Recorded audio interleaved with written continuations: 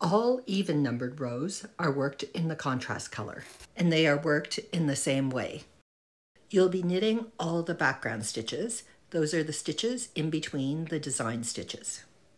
Any design elements that are in the same color as your working yarn, which is gray for me, will be knit through the back loop.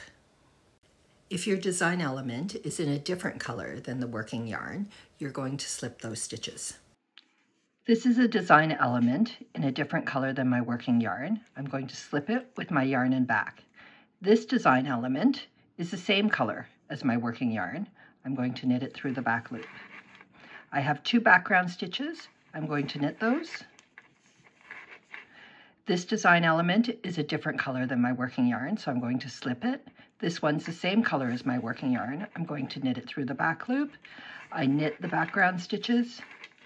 This design element is a different color than my working yarn. I'm slipping it. This one's a different color. I'm slipping it, and so forth.